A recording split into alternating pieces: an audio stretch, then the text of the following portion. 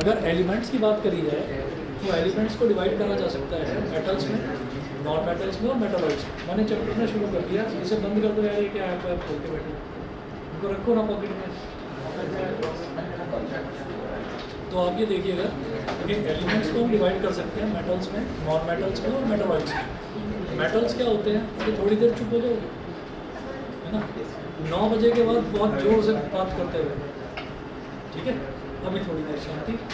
तो हम ये कहते हैं कि अगर एलिमेंट्स हैं तो एलिमेंट्स को हम मेटल में, नॉन मेटल में और मेटलॉइड में डिवाइड कर सकते हैं। भाई क्या उधर क्या कुछ कहानी चल रही है,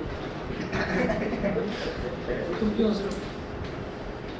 तो मेटल, नॉन मेटल और मेटलॉइड। मेटल क्या होते हैं, मेटल को ये आपको याद रखकर चलना है कि मेटल वो होते हैं, वो एलिमेंट्स होते हैं जो हमेशा इलेक्ट्रॉन्स लूज करते हैं, डोनेट करते हैं, उनको हम मेटल बोल देते हैं। हमें बहुत सारी डेफिनेशंस मेटल की मिलेगी, जैसे कि सोनोरस होते हैं, जैसे कि उनका जनरली ग्रे या सिल्वर कलर होता है, ठीक है, मेलिएबल होते हैं, डक्टाइल होते हैं। तो ये तो प्रॉपर्टीज़ तो बहुत सारी हैं, लेकिन एक जो बेसिक डेफिनेशन है मेटल की जो कभी चेंज नहीं होती वो ये कि मेटल हमेशा इलेक्ट्रॉन्स डोनर होता है, हमेशा इलेक्ट्रॉन डोनेट करते हैं। अब बात करते हैं नॉन मेटल की। नॉन मेटल क्या होते हैं, नॉन मेटल इलेक्ट्रॉन एक्सेप्टर्स होते हैं, वो सारे के सारे इलेक्ट्रॉन एक्सेप्ट करते हैं। फिर कुछ एलिमेंट्स ऐसे भी हैं जो कभी तो मेटल की तरह बिहेव करने लगते हैं, कभी नॉन मेटल की तरह बिहेव करने लगते हैं। कुछ प्रॉपर्टीज़ मेटल्स वाली, कुछ प्रॉपर्टी नॉन मेटल्स वाली। फॉर एग्जांपल हाइड्रोजन, हाइड्रोजन कभी मेटल की तरह बिहेव करता है, कभी नॉन मेटल की तरह। तो इनको एक अलग कैटेगरी में डाल देते हैं, मेटलॉइड्स की कैटेगरी में इनको डाल देते हैं, ठीक है। अब बात करते हैं हम कंपाउंड्स की। ये तो एलिमेंट्स थे, तो एलिमेंट्स का क्लासिफिकेशन इस तरह से करा जा सकता है, मेटल, नॉन मेटल, मेटलॉइड। हालांकि मेटलॉइड का बहुत छोटा सा पोर्शन अपने सिलेबस में है, लेकिन मैं जब मेटल नॉन मेटल करवाऊंगा तो उसका भी इंट्रोडक्शन आपको करवा दूँगा, ठीक है। उसके बाद फिर हम बात करते हैं कंपाउंड्स की। तो जैसे हाइड्रोजन है और ऑक्सीजन है, दोनों मिले तो दोनों के मिलने से वाटर बन गया। कार्बन है, ऑक्सीजन है, दोनों मिले, दोनों के मिलने से कार्बन डाइऑक्साइड बन गया। तो ये बन गया एक कंपाउंड। जहाँ पर 2 या 2 से ज़्यादा एलिमेंट्स जुड़ते हैं तो वो एक कंपाउंड बन जाता है। कंपाउंड का एक केमिकल फार्मूला होता है, जैसे H2SO4, ये क्या हो गया, हाइड्रोजन, सल्फर और ऑक्सीजन से मिलकर बना, और ये होता है हमारा सल्फ्यूरिक एसिड, ठीक है। तो ये एक कंपाउंड हो गया। ऐसे ही HNO3 नाइट्रिक एसिड, बड़ा खतरनाक एसिड होता है, इसके फ्यूम्स तक इंसान को जला देते हैं, ठीक है, और टच करने की भी जरूरत नहीं है, उसके फ्यूम्स से भी जलन हो जाती है। तो HNO3 हाइड्रोजन, नाइट्रोजन और ऑक्सीजन से बना, इसको बोलते हैं नाइट्रिक एसिड। तो हम ये कहते हैं कि ये अलग अलग एलिमेंट्स के जुड़ने से क्या बन गए, कंपाउंड बन गए। अब जो कंपाउंड है, कंपाउंड्स को अगर क्लासीफाई करा जाए, जैसे एलिमेंट्स का क्लासिफिकेशन करा तो elements can be classified into metals, non metals and metalloids. और अगर कंपाउंड्स को क्लासीफाई करने पर आए, उनका क्लासिफिकेशन क्या होगा, एसिड, बेस और सॉल्ट। एसिड और बेस दोनों ही खतरनाक है। अगर एसिड को टच करा तो वो भी जला देगा, अगर बेस को टच करा तो वो भी जला देगा, ठीक है। तो इसी वजह से कई बार क्या होता है कि जैसे मतलब अगर मान लीजिए हम कपड़े धो रहे हैं या हम नहा रहे हैं और बड़ी गर्मी है और हमारा मन कर रहा है नहीं आज तो नहाते ही रहेंगे, और लगा पड़े हैं अपना साबुन पर साबुन लगाए जा रहे हैं, नहा रहे हैं, और या फिर कपड़े धो रहे हैं तो कपड़े धोते जा रहे हैं। तो थोड़ी देर बाद जब हम नहा कर निकलते हैं तो हम देखते हैं हमारी ना उंगलियाँ काफ़ी सिकुड़ चुकी होती हैं, ठीक है। कई बार जब अगर हमने ज़्यादा साबुन यूज़ करा तो उंगलियाँ फटने भी लगती हैं किनारों से। तो वो इस वजह से ही होता है कि बेस होता है साबुन में, साबुन बेस से बनता है। तो वो जो है हालांकि काफ़ी माइल्ड बेस होता है, क्योंकि पता है कि उसको आप स्किन पर यूज़ कर रहे हैं, तो खतरनाक वाला ज़्यादा बेस वो यूज़ कर नहीं सकते। तो जो बेस होता है, बेस की जो प्रॉपर्टी होती है वो क्लींजिंग प्रॉपर्टी होती है, साफ़ करता है चीज़ों को। और जो एसिड है, एसिड की प्रॉपर्टी होती है कोरोडिंग। कोरोडिंग मतलब गला देता है, चीज़ों को जला देता है, ख़राब कर देता है, ठीक है। तो इसी वजह से अगर हम देखें, कभी भी आप अगर कैसा भी आप मतलब किचन में आप कहीं पर देखें या कहीं मार्केट में जाएं वहाँ पर देखें, आपको कभी भी जो ये पिकल्स होते हैं ना, अचार वगैरह या खट्टी चीज़ें होती हैं, जैसे विनेगर हो गया, ये आपको ग्लास की या प्लास्टिक की बॉटल में मिलेगा, ये कभी मेटल कंटेनर में नहीं मिलेगा, क्योंकि ये मेटल को कोरोड करने लगता है, ख़राब करने लगता है। एसिड होता है क्योंकि इसके अंदर एसिटिक एसिड होता है, कंज्यूमेबल होता है, हम खा सकते हैं उस एसिड को। तो अब सबसे पहले कि भाई एसिड जलाता है, बेस जो है वो साफ़ कर देता है, लेकिन एक्सेसिव एसिड हो या कंसनट्रेटेड एसिड हो, एक्सेसिव बेस हो या कंसनट्रेटेड बेस हो, तो वो भी हाथों को या स्किन को जहाँ पर भी टच करेगा जलाता है। तो सबसे पहले हम आइडेंटिफाई कैसे करेंगे कौन सी चीज़ एसिड है, कौन सी चीज़ बेस है। एसिड को क्या टच करके कि भाई मेरा हाथ जला या नहीं जला, ऐसे तो मैं हाथ ही जलवाता रहूँगा बार बार अपना, ठीक है। तो क्या कोई और चीज़ें हो सकती हैं चेक करने की, तो हम ये बोलते हैं कुछ कॉमन इंडिकेटर्स होते हैं। तो एसिड बेस सॉल्ट में सबसे पहला जो हमारा टॉपिक है वो है इंडिकेटर्स। तो नोट करिए इंडिकेटर्स। इंडिकेटर क्या करते हैं, बताते हैं कि कौन सा कंपाउंड एसिड है और कौन सा कंपाउंड बेस है, ठीक है। और लैब में अब क्योंकि सब कुछ खुल चुका है, स्कूल्स वगैरह सब नॉर्मली खुल चुके हैं, तो आप लोगों को इसका एक्सपेरिमेंट भी करवाया जाएगा। लेकिन आपके हाथ में कोई चीज़ देंगे नहीं, लैब असिस्टेंट या फिर टीचर ही करेंगे वहाँ पर, ठीक है, क्योंकि वो डेंजरस होता है ना थोड़ा सा। दे दिया क्या दिया? नहीं वो तो रेडीमेड चाहिए ना, तो फिनोल्फिन वगैरह ये तो इंडिकेटर्स है। ये वैसे सर अपैरेटस पकड़ा देते सर सर वो सर था कि सर ग्रीन हो जाता है ना सर फेरोसल्फेट मैं आपको तो indicators for testing acids and bases. तो इंडिकेटर्स जो है वो कुछ इंडिकेटर्स होते हैं जिनसे हम एसिड को बेसिस को जो है चेक करते हैं। मैं जितना आपको लिखवा रहा हूँ इसमें अब जो मैं नोट्स दूंगा वो मैं आपको डिटेल्ड नोट्स यहाँ पर लिखवाऊंगा नहीं, मैं आपको शॉर्ट में लिखवाऊंगा जो जो चीज़ें काम की हैं, और बाकी जो डिटेल्ड नोट्स हैं वो मैं आपको भेज दूँगा। या तो व्हाट्सएप पर कहेंगे तो व्हाट्सएप पर, प्रिंट आउट कहेंगे तो प्रिंट आउट निकाल कर दे देंगे, जैसा आपको ठीक है, जिसमें कम्फर्टेबल प्रिंट आउट ही दे देंगे, ठीक है। तो देखिएगा क्योंकि प्रिंट आउट सही भी रहता है, प्रिंट आउट सही भी रहता है, उसमें मतलब बार बार जूम और फिर पता चला कि वो मैसेज आ गया किसी का व्हाट्सएप पर, तो लग गए हाँ भाई वेदांत कैसा है। सर यही केस था, एक दिन शेयर करने बैठे सर, ये बंदा हर 2 मिनट में इंस्टाग्राम खोल के बैठा है, नोटिफिकेशन आ रहा है। तो इसलिए मेरे हिसाब से तो जितना ऑनलाइन होना था हो गया, मतलब अगर हार्ड कॉपी हो, प्रिंट आउट हो, तो उससे पढ़ाई ज़रा ठीक हो जाती है। चलिए जी, अब उसके बाद है indicators for testing acids and bases. इसमें हमको टेस्टिंग करनी होगी, testing of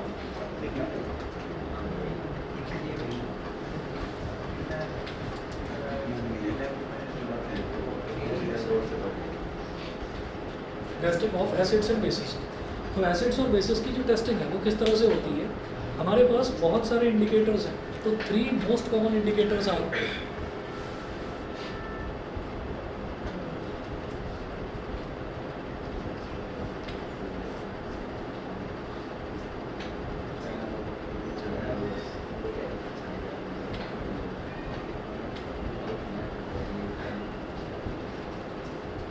most common indicators are 3 होते हैं जी, लिटमस, मिथाइल ऑरेंज और फिनोल्फिन। चाइना रोज भी आ सकता है क्या क्या कोई होता है ना, चाइना रोज में कोई फूल होता है कलर। अरे नहीं वो नहीं, सर लिटमस के बाद सर पेपर की तरह लिक्विड अभी लिक्विड की ये छींक किसको आई थी अभी? सर मेरे को हाँ, डरा दिया।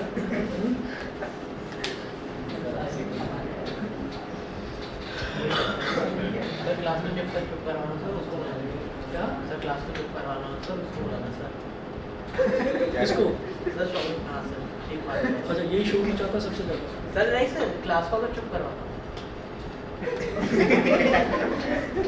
यार सॉल्यूशन दिया शोर मचवा रहा है तो मेरे नहीं वो मोदी जी वाला डायलॉग याद आ जाता है मेरे को ऐसे करके, कितने तेजस्वी लोग हैं। वाह कैसी तेजस्वी है, क्या तेजस्वी। सोच है रे तेरी। अरे एक वो भी है, वाह क्या सीन है, ये क्या वाह क्या सीन है, ये भी एक ये भी है, ये हमेशा ऑनलाइन ही रहता है। चलिए जी, तो लिटमस पेपर जो है सर बोले sir copper sulphate plus iron वाला सर रिएक्शन था ना, सर वो सर फेरस सल्फेट से बोला था कि ग्रीन होएगा, तो लाभ के अनुसार ट्रांसपेरेंट हो जाता है। फेरस सल्फेट ट्रांसपेरेंट, मैंने पहली बार सुना, पता नहीं फेरस सल्फेट ही था कुछ और था। डार्क ब्राउन कलर का होगा क्योंकि जब उसको कॉपर को डिस्प्लेस करेगा तो पूरा जो कलर है वो कलर वो कॉपर वाला भी ले लेता है। कुछ और देख लिया। चलिए जी, तो हम ये कहते हैं कि 2 तरीके के हाँ मैं देख लेता हूँ दिमाग से नहीं। तो हम ये कहते हैं कि जो लिटमस है, लिटमस क्या होता है कि लिटमस का जो ओरिजिनल कलर रहता है, ओरिजिनल जो कलर है ना लिटमस का, ओरिजिनल कलर इसका पर्पल होता है लिटमस का, और उसको क्या करा जाता है, उसको ना चेंज किया जाता है, उसको बनाया जाता है सिंथेटिकली। सिंथेटिकली मतलब इसको किसी चीज़ को जब हम बनाते हैं तो हम ये कहते हैं कि हम उसको सिंथेटिकली डेवलप कर रहे हैं। तो अगर नेचुरली देखा जाए हाँ उसी से बनता है लिटमस। सर मिलता किधर सर? नेचुरली मिलता है, नेचुरली मिलता है वेजिटेशन। तो आप ये देखिएगा कि ये जो लिटमस है, इस लिटमस को कन्वर्ट करा जा सकता है और दो तरीके के लिटमस में हम इसको डिवाइड कर लेते हैं। एक तो ब्लू लिटमस होता है और एक रेड लिटमस होता है। और एसिड के लिए क्या है कि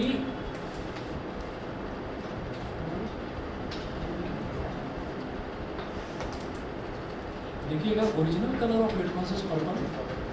सर रेड और ब्लू कलर होता है या फिर कन्वर्ट करने भी है? कन्वर्ट करेंगे ओरिजिनल कलर ऑफ लिटमस तो एक बार सर कन्वर्ट करने के बाद रेड और ब्लू कलर और मैं बता रहा हूँ, याद रखिए। Original colour of litmus is purple.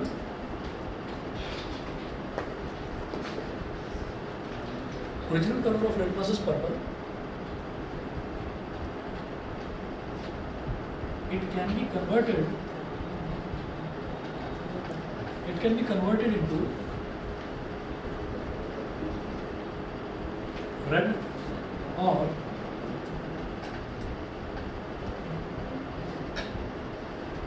Blue litmus. अब जो लिटमस है, लिटमस आपका दो फॉर्म से मिलता है। लिटमस को आप लिक्विड फॉर्म में भी कन्वर्ट कर सकते हैं, लिक्विड फॉर्म में भी ले सकते हैं और उसको आप सॉलिड फॉर्म में भी ले सकते हैं। अगर लिटमस की स्ट्राइप्स बना ली जाए, पेपर लिटमस का अगर पेपर बना लिया जाए तो तब भी वो दो तरह से हम डिवाइड कर सकते हैं उसको, रेड लिटमस में और ब्लू लिटमस में। अब होता क्या है कि अगर मैंने रेड लिटमस लिया और रेड लिटमस को मैंने किसी भी सॉल्यूशन में डाला तो हमारे पास अगर वो ब्लू में कन्वर्ट हो गया तो हम ये कहेंगे कि वो एक बेस है। आपने एक टेस्ट ट्यूब में कोई भी सॉल्यूशन लिया, उस सॉल्यूशन के अंदर आपने रेड लिटमस पेपर डिप कर दिया। अब वो जो रेड लिटमस पेपर है वो उसका कलर चेंज हो गया, ब्लू का हो गया। तो रेड से अगर वो ब्लू हो गया तो आप ये कहेंगे जो सॉल्यूशन था ना उसके अंदर वो एक बेस था। तो ये तो हो गया बेस का टेस्ट। एसिड का टेस्ट क्या है? एसिड का टेस्ट ये है कि अगर आपने रेड लिटमस पेपर को किसी भी टेस्ट ट्यूब के अंदर डाला जिसमें कोई सॉल्यूशन है और उसका कलर चेंज नहीं हुआ, अगर उसका कलर चेंज नहीं हुआ तो आप ये कहेंगे कि भाई इसके अंदर कुछ भी हो सकता है, इसके अंदर बेस नहीं है, इसके अंदर बेस नहीं है। तो तीन चीज़ें होती हैं, एक तो एसिड हो गया, एक बेस हो गया और तीसरी चीज़ होती है न्यूट्रल, सॉल्ट। सॉल्ट जो है जनरली न्यूट्रल ही होते हैं। तो हम ये कहेंगे कि ये बेस नहीं है, क्योंकि अगर बेस होता तो रेड लिटमस ब्लू में कन्वर्ट हो जाता। तो रेड लिटमस फिर मेरे काम का नहीं है। फिर मैंने क्या करा कि रेड लिटमस हटा दिया और मैं ब्लू लिटमस लेकर आ गया। और ब्लू लिटमस को जब मैंने डिप करा तो वो ब्लू लिटमस का कलर जो है वो रेड हो गया। तो अगर ब्लू लिटमस का कलर रेड हो जाता है तो हम ये कहते हैं कि ब्लू एसिड। ठीक है, तो आप लिखेंगे सर जो पर्पल वाला होता है वो किसी के साथ रिएक्ट करता है? नहीं, पर्पल किसी के साथ रिएक्ट नहीं करेगा। पर्पल को बनाया जाता है दो अलग अलग टाइप के लिटमस में, ब्लू में और रेड। ठीक है, तो आप लिखेंगे एसिड टर्न्स। सर और कलर का बन ही नहीं सकता। हाँ, और कोई कलर का बन ही नहीं सकता। Acid turns blue litmus, acid turns blue litmus to red. और दूसरा लिखेंगे बेस टर्न्स रेड लिटमस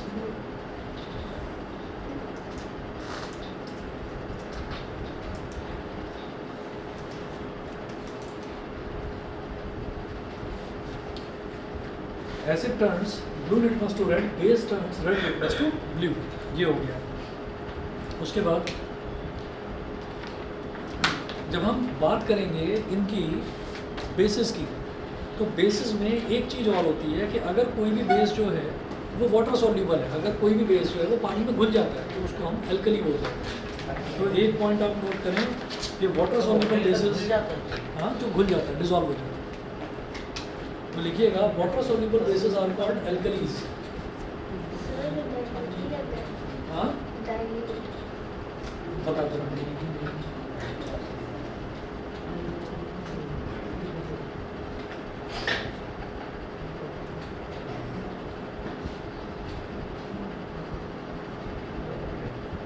हम अगर किसी भी चीज़ में वाटर घोल देते हैं ना, किसी भी चीज़ में, तो उसको तो हम कह देते हैं कि ये डाइल्यूट हो गया।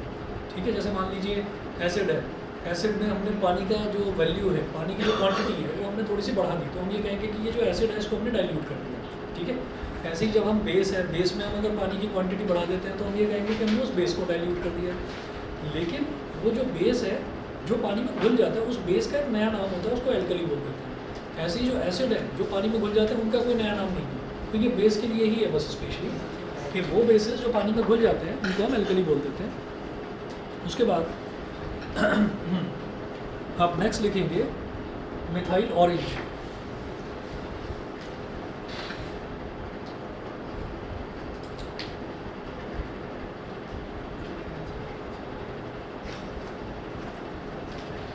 मिथाइल ऑरेंज, मिथाइल ऑरेंज में क्या होता है,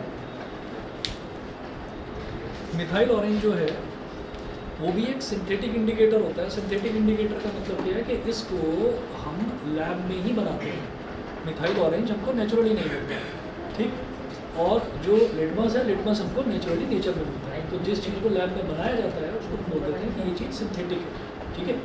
तो मिथाइल ऑरेंज एक सिंथेटिक इंडिकेटर है, उसका जो न्यूट्रल कलर है, जो न्यूट्रल कलर है वो ऑरेंज होता है।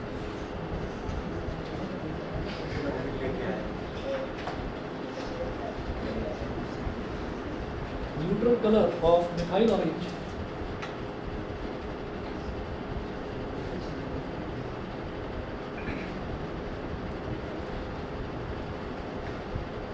Is orange. मिथाइल ऑरेंज का जो न्यूट्रल कलर होता है वो ऑरेंज होता है। उसके बाद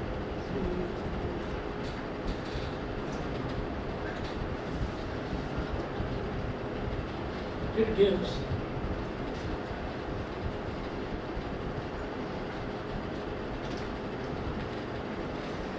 red color in acid solution.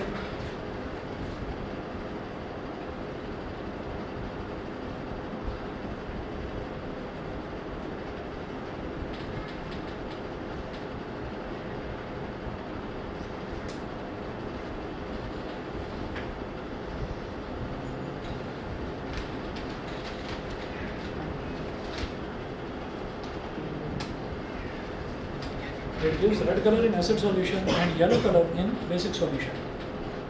तो क्या होता है कि जो मिथाइल ऑरेंज है, मिथाइल ऑरेंज का जो बेसिक कलर है, जो न्यूट्रल कलर है उसका, वो ऑरेंज कलर का होता है। अगर मिथाइल ऑरेंज को हमने किसी एक टेस्ट ट्यूब में डाल दिया और उसको हमने स्टिर करा, तो स्टिर करने के बाद में हम ये देखेंगे कि उसका कलर अगर मान लीजिए रेड का हो गया, टेस्ट ट्यूब के अंदर जो भी चीज़ थी उसका कलर अगर रेड हो गया, तो हम ये कहेंगे कि उसके अंदर एसिड था, ठीक है। तो ये एक इंडिकेशन है कि टेस्ट ट्यूब में जो चीज़ पड़ी हुई है वो एसिड है। उसके बाद हमने कहा कि it gives yellow colour in basic solution. अगर टेस्ट ट्यूब के अंदर बेस पड़ा हुआ है और हमने उसमें मिथाइल ऑरेंज मिक्स कर दिया, तो वो जो पूरा कलर है वो उसका येलो हो जाएगा, येलो कलर में कन्वर्ट हो जाएगा। इसमें मतलब इतनी ज़्यादा प्रिकॉशन लेने की ज़रूरत नहीं है, क्योंकि जो इंडिकेटर है, इंडिकेटर हार्मफुल नहीं होता, इंडिकेटर हार्मफुल नहीं होता, हार्मफुल होता है एसिड या बेस। तो क्या करा जाएगा कि ये दिमाग में आता है कि अच्छा मेरे पास एसिड था और मैंने उसके एसिड के अंदर ही मिथाइल ऑरेंज मिला दिया, वो तो अब कुछ और बन गया, ठीक है। तो होता क्या है कि हमारे पास एक बड़े कंटेनर में एसिड है, तो हम ये देखने के लिए कि इसमें पूरा का पूरा एसिड है या बेस है क्या है, तो हम थोड़ी सी क्वांटिटी निकालते हैं उसमें से थोड़ी सी क्वांटिटी निकालते हैं सिर्फ चेक करने के लिए, सिर्फ टेस्ट करने के लिए कि ये एसिड है या बेस है। तो हमने थोड़ी सी क्वांटिटी निकाल कर टेस्ट ट्यूब में डाल दी। अब टेस्ट ट्यूब में हमने 2, 3, 4, 5 बूंद, बस इतना थोड़ा सा हमने उसके अंदर मिथाइल ऑरेंज मिक्स कर दिया with the help of a dropper. वो करने के बाद हल्का सा हम टेस्ट ट्यूब को स्टिर करेंगे, स्टिर करके हम देखेंगे अगर येलो कलर हो गया तो फिर बेस है, और अगर रेड कलर हो गया तो फिर एसिड है, ठीक है। तो दूसरा ये इंडिकेटर हुआ आपका मिथाइल ऑरेंज। पहला था litmus.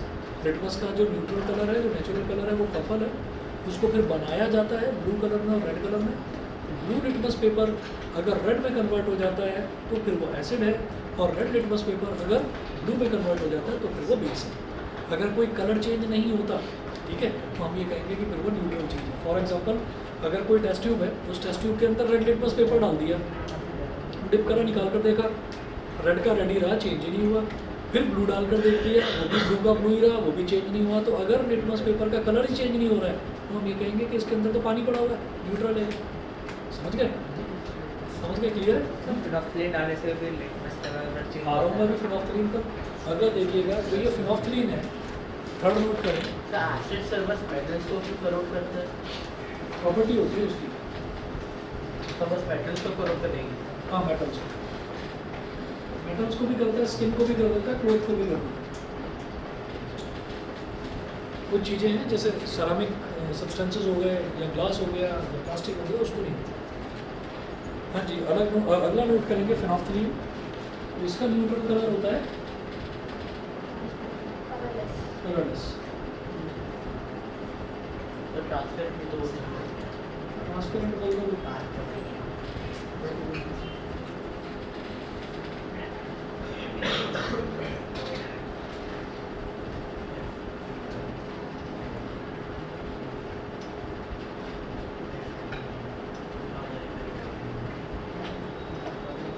Neutral colour of phenolphthalein is colourless. तो न्यूट्रली अगर देखा जाए तो इसका जो कलर है वो कुछ होता ही नहीं है, कलरलेस होता है, जैसे पानी होता है ना, बिल्कुल उसके जैसे। उसके बाद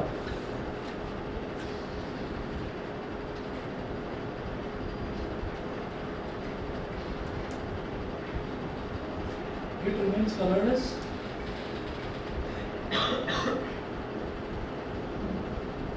it remains colorless in an acid solution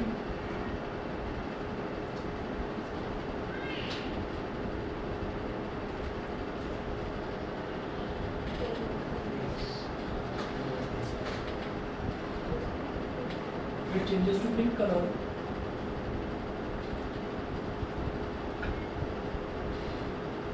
in a basic solution.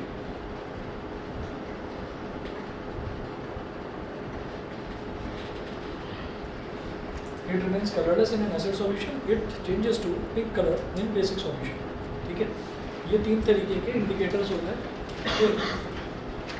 नाफ्थलीन water डाल दो, क्या फर्क पड़ेगा? कुछ भी नहीं फर्क पड़ेगा, तो फिर सर पता ही नहीं चलेगा। एसिड में भी ऐसा हो सकता है, फिर हम कर लेंगे। एसिड में क्योंकि देखिए हमने कहा कि it remains colourless in an acid solution, ठीक।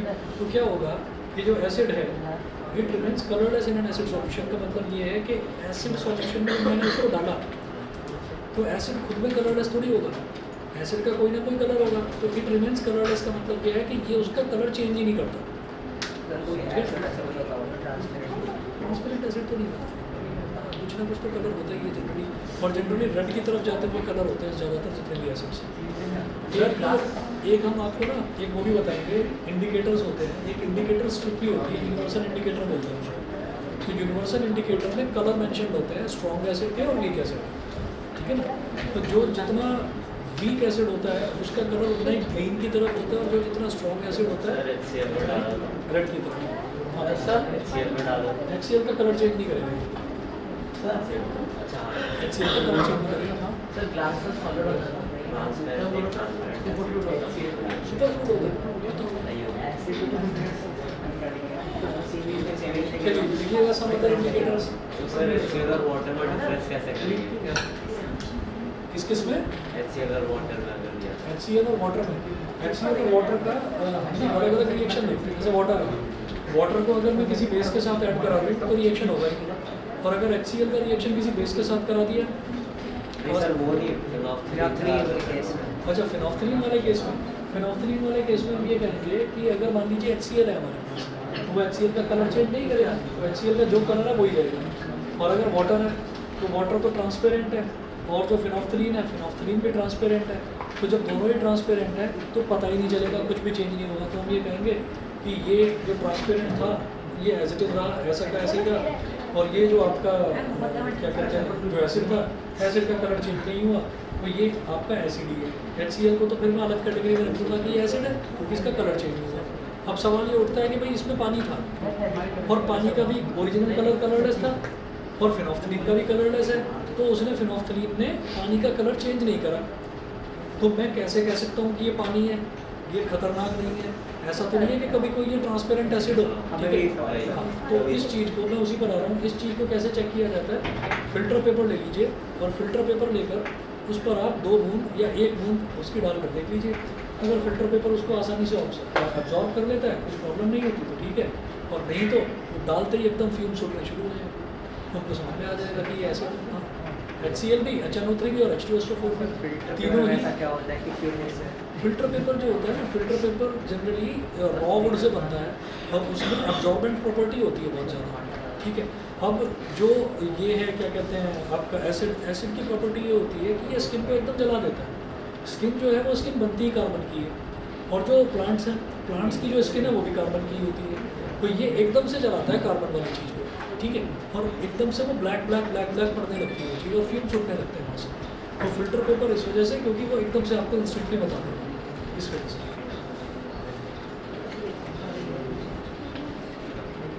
चलिए जी, सम अदर इंडिकेटर्स, आप कुछ और इंडिकेटर देखते हैं। ये ऐसे इंडिकेटर हैं जो नॉर्मली हमको घर में भी मिल सकते हैं, जैसे टर्मरिक।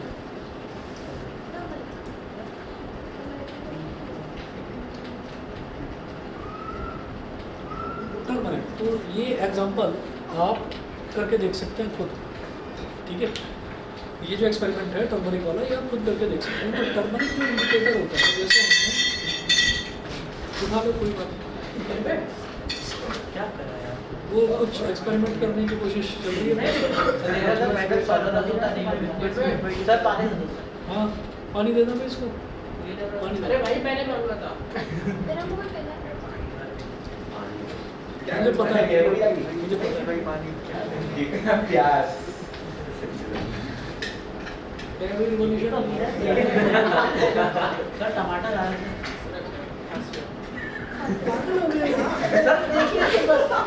मैं क्या करूँ उसमें, टमाटर आ गया। सर आपसे टमाटर बता दो। टमाटर है नहीं, पहली चीज़ तो ये है, पहली चीज़ तो ये है कि गलत बोल रहा है ना। और उसके बाद कह रहा है कि सब नहीं वो आ गए, इसलिए बता रहा हूँ। भाई नारंगी के पेड़ में टमाटर कैसे आ सकते हैं? क्या है? बता दो। हाइब्रिडाइजेशन करके उसका नहीं पता भाई। अरेंज क्या होता है? मतलब इसको मैं देख रहा हूँ, अभी ज़्यादा टाइम नहीं हुआ है, 1 महीने से खुराफात घूमती रहती है, कुछ ना कुछ पर तेरे को बचाना क्यों है ना। और फिर क्या करता है, अभी कुछ पूछा इसने तो कहता नहीं मैं नहीं बोल रहा, वो बोल रहा है ना। मैं तो बस एक मीडियम हूँ, मैं एक जरिया मात्र हूँ, मैं बस मैसेज कन्वे कर देता हूँ। सर पूरे दिन स्कूल में पढ़ेगा सर, ऐसे आता है सर। और अत्याचार है बेचारे के साथ।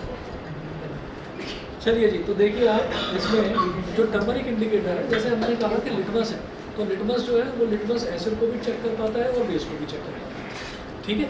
और इसी तरीके से फिनोल्फथलीन जो है वो एसिड को भी चेक कर लेगा, बेस को भी कर लेगा, मिथाइल ऑरेंज एसिड को भी कर लेगा, बेस को भी कर लेगा। जो टर्मरिक है वो टर्मरिक सिर्फ बेस को चेक करने के लिए होता है, ये बेस को चेक करने का इंडिकेटर होता है कि बेस है कोई चीज़ या नहीं, ठीक है। वो एसिड से इसका कोई लेना देना नहीं। तो टर्मरिक क्या होता है, टर्मरिक क्या होता है, हल्दी, ठीक है। तो कई बार ऐसा होता है, अब ये एक्सपेरिमेंट घर पर करके देखना, कोई नया कपड़ा ख़राब मत कर देना, कोई पुराना ख़राब सा कपड़ा हो उसको करके देखना। तो क्या है कि जैसे वाइट कपड़ा है, वाइट कपड़े पर आपने हल्दी को लिया, हल्दी को रगड़ दिया उस पर, ठीक है। वो हल्दी का निशान तो जाएगा नहीं, बड़ा मुश्किल होता है, वो जाता नहीं है। तो फिर उसको साफ़ करने के लिए फिर क्या करेंगे, रिन, नया रिन सुप्रीम, ठीक है, सर्फ एक्सेल, उससे आप दाग अच्छे हैं, आप उसको साफ़ करने की कोशिश करेंगे। तो जब साफ़ करोगे ना, तो जैसे पहले आप उसको गीला करोगे, गीला करने के बाद थोड़ा सा साबुन लगाओगे, क्या है कहानी नहीं खत्म होती भाई तुम्हारी, क्या दिक्कत क्या चल रही है? ये छोटा भीम की स्टोरी सुना रहा था,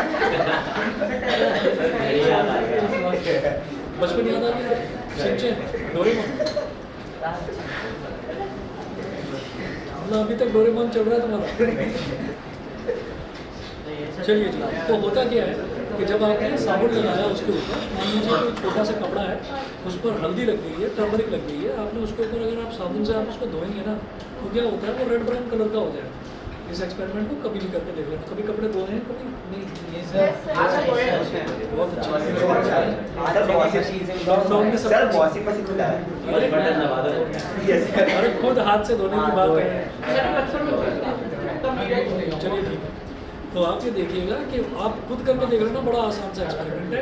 और इससे क्या पता समझ में आता है कि जो साबुन रहते हैं ना, कपड़ा धोने वाला जो खास तौर पर साबुन होता है, उसमें बेस मिला हुआ होता है, वो बेस से बनता है, क्योंकि बेस की क्लींजिंग प्रॉपर्टी है, तो साबुन उसी से बनेगा, बेस से ही बनेगा, ठीक है। तो ये क्या है कि टर्मरिक का कलर अगर जो है वो रेड ब्राउन कन्वर्ट हो जाए, अगर वो रेडिश ब्राउन में हो जाए, तो हम ये कहेंगे कि जिस भी चीज़ को मैं चेक कर रहा हूँ वो फिर एक बेस है, ठीक है।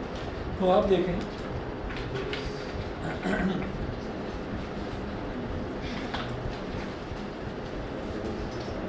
नेचुरल कलर क्या होता है अभी टर्मरिक का,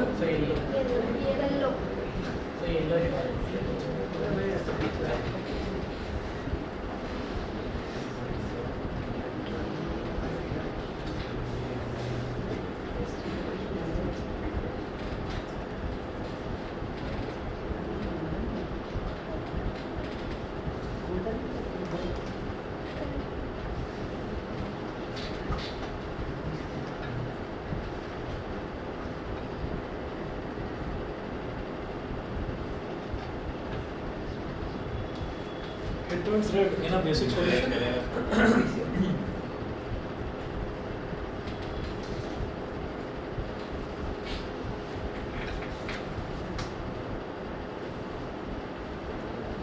सर कलर चेंज करने वाली प्रॉपर्टी को क्या कहते हैं?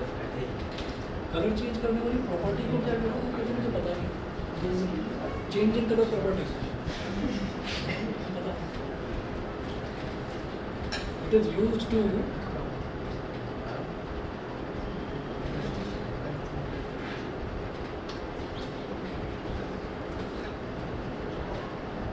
चेक बेसिस ऑफ, सिर्फ ये बेसिस को चेक करने के लिए ही इंडिकेटर यूज होता है। ठीक है, अगला देखिएगा। सर ये तो आपने घर का बताया, इससे लैब एरियाज होते हैं उनमें से ट्रैफिक इस्तेमाल होता है चेकिंग के लिए नहीं तो तो सर ये एक इंडिकेटर है। इसके अलावा एक फ़ायदा और है कि ये कभी कभी पेपर में आ जाता है, वहाँ पर एक नंबर का सवाल है, एक नंबर और एग्जांपल टर्नरिंग के इसका ये है ना कि भाई कई बार ऐसा है कि हमारे पास कोई और चीज़ अवेलेबल नहीं है, तो हमें नेचुरल इंडिकेटर भी पता होना चाहिए। अगला देखिएगा,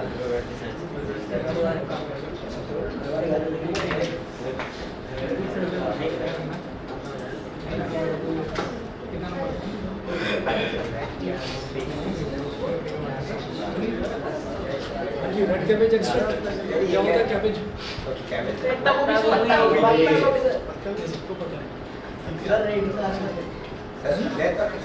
तू भी लेकर आता है। सर बता दो। हाँ सर ओल्ड फैक्ट्री इंडिकेटर है।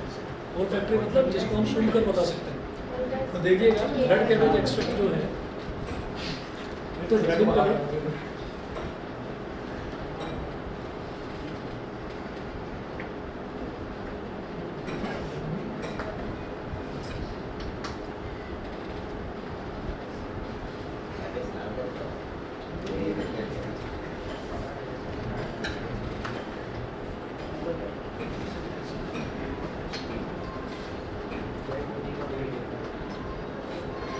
भी होगा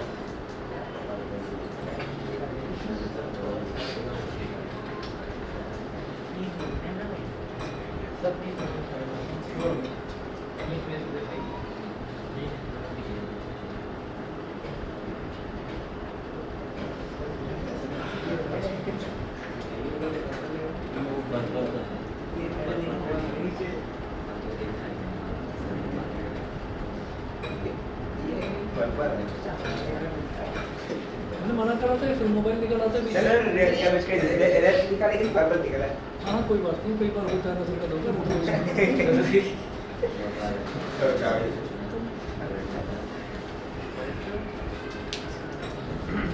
तुम दोनों जब घर से निकलते होगे तो क्या सोचकर निकलते हो? जैसे ट्यूशन से के लिए निकलते होगे और ये तीसरा जब घर से निकलते होंगे तो ये सोचकर निकलते होंगे कि कुछ नया सीखना नहीं है, कुछ नई खुराफात करनी है। ठीक है, खुराफात समझते हो ना? कुछ नया कारनामा, कुछ भी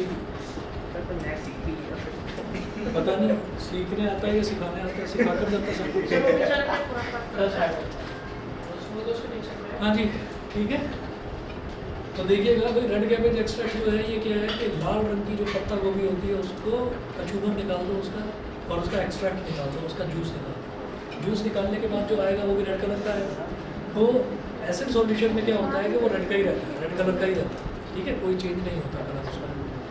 और जो बेस है, बेस में उसका कलर जो है वो चेंज हो जाता है, बेसिक हो जाता है। अब अगर मान लो पानी हो, पानी में अगर उसको मिला दिया जाए तो क्या होगा? उसका कलर जो है थोड़ा सा डाइल्यूट हो जाएगा, बस नेचुरल है ना, तो डाइल्यूट हो जाएगा। डाइल्यूट समझते हैं, हल्का हो जाएगा। चलिए, तो ये दो तरीके के हो गए आपके टर्मरिक और रेड कैबेज एक्सट्रैक्ट। फिर उसके बाद तक कुछ इंडिकेटर्स होते हैं जिनको हम बोलते हैं ओल्ड फैक्ट्री। इसका ये खतरनाक चीज़ें बता रहे हैं, मुझे लग रहा है ये क्या बोल रहा था? खून का कोई रिएक्शन होता है। 7.4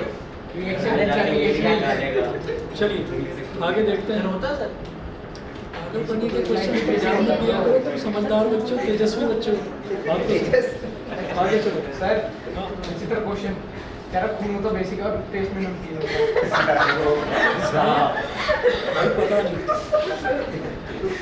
तुमने खून तो नहीं पिया हाँ? सर चूज नमकीन लगा एसिड और बेसिक तो डाइल्यूट कर देते सर उसका कंसंट्रेशन भी कम हो जाता ना ये अगला इधर सर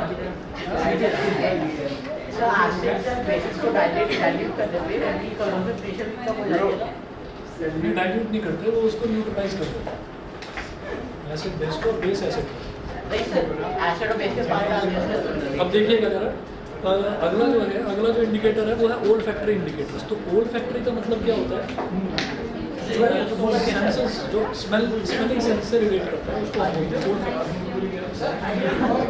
फैक्ट्री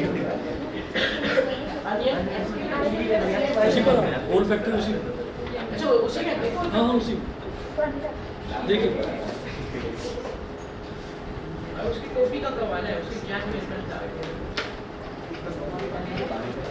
अलग अलग क्या भाई कुछ और भी दे रहा है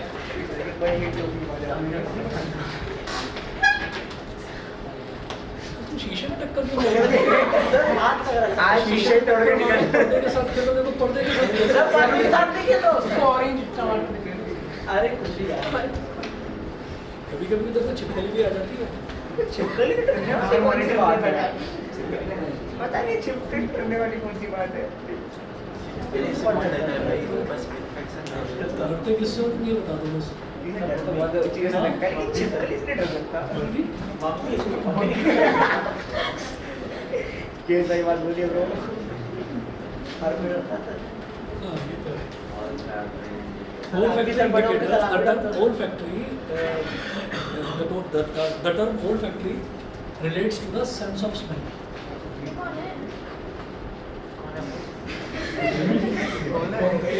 कोई है क्या ये कौन है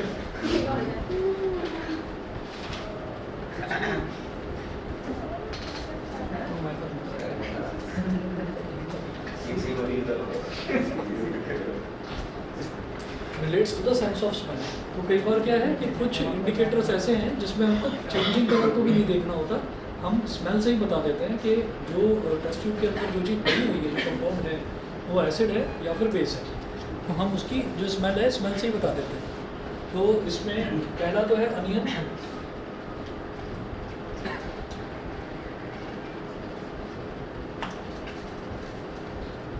अनियन एक्सट्रैक्ट अनियन एक्सट्रैक्ट मतलब वही प्याज का रस तो इसमें क्या होता है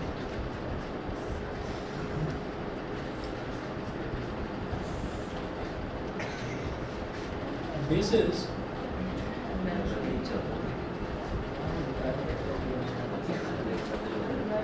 destroy the smell of onions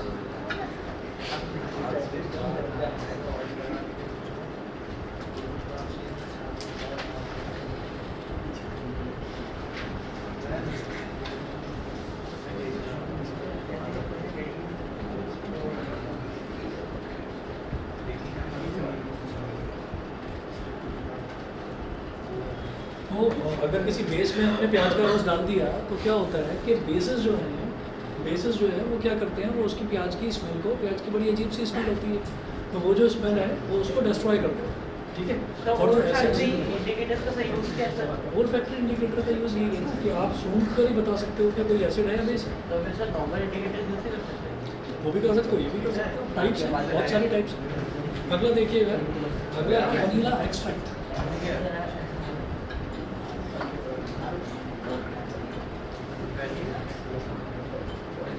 vanilla extract वही है जिसकी आइसक्रीम बनती है हाँ बेसेस जो है अगर किसी बेस में आपने डाला ना अनियन एक्सट्रैक्ट है तो वो क्या करता है उसकी बिल्कुल गायब हो जाएगी प्याज की स्मेल आएगी ठीक है और अगर आप एसिड में डालोगे तो प्याज की स्मेल रहेगी वो आती है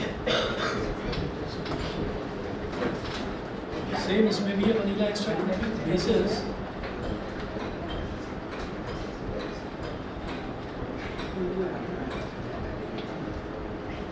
destroy the smell of vanilla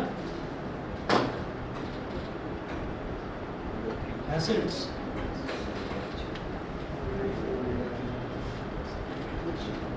does not destroy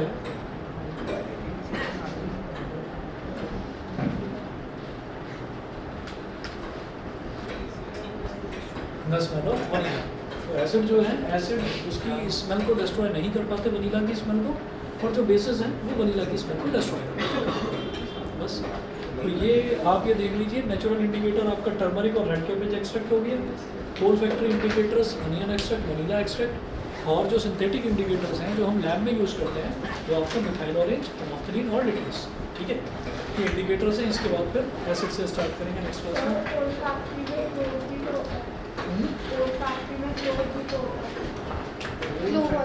में कौन सा बताया मेरे को? अच्छा, क्लोव ऑयल, हाँ हाँ होता है। लेकिन अपने सिलेबस में ये दो चीज़ें बस, ये दो सर क्या हो गया sir, DJ powder long clove नहीं, वो एक लाइन तो तेजस्वी का चलो करवा दूँ, क्लोव वाला भी करवा दूँ। सारे भेजे हैं। हमें भेजना। ठीक है, ओके।